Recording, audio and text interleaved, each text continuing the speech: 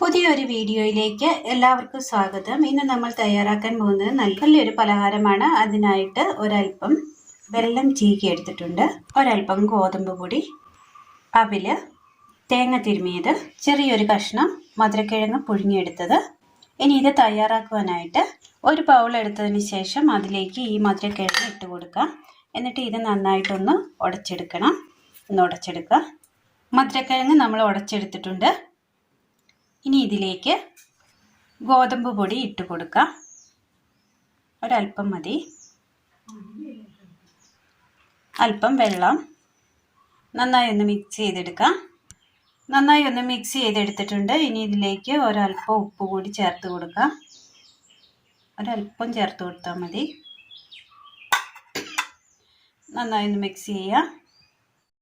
അടുപ്പത്ത് പാൻ വെച്ച് കൊടുത്തിട്ടുണ്ട്. ഇതിലേക്ക് അവിലിട്ട് കൊടുക്കാം. അവിലൊന്ന് വറുത്തെടുക്കാം.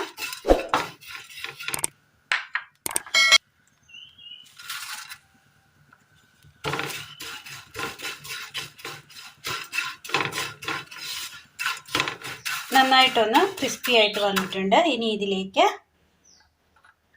തേങ്ങ തിരുമിയതിട്ട് കൊടുക്കാം. വെല്ലം ചീകിയെടുത്തത്,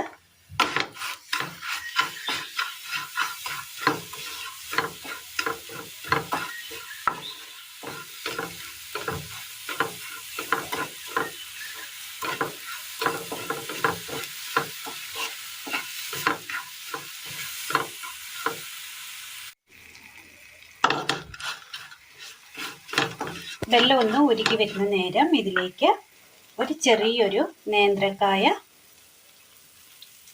നേന്ത്രപ്പഴം കട്ട് ചെയ്തെടുത്തത്,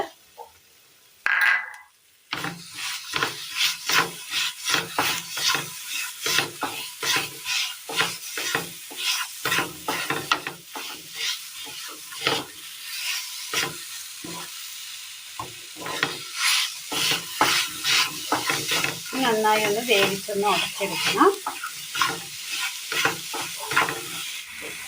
എല്ലാം നല്ലതുപോലെ ഒന്ന് വെന്ത് ആ പഴമൊക്കെ ഒന്ന് വെന്ത് ഉടച്ചെടുത്തിട്ടുണ്ട്. ഇനി തീ ഓഫ് ചെയ്യാം.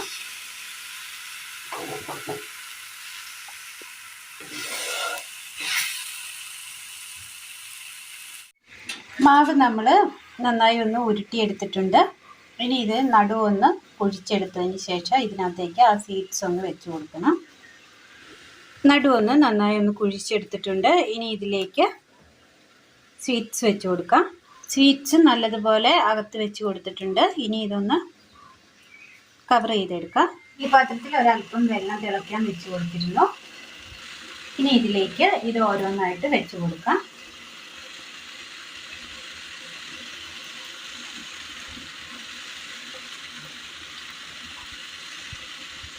മൂടി വെച്ച് നന്നായി ഒന്ന് വേവിച്ചെടുക്കാം. നന്നായി ഒന്ന് വെന്ത് കിട്ടിയിട്ടുണ്ട്.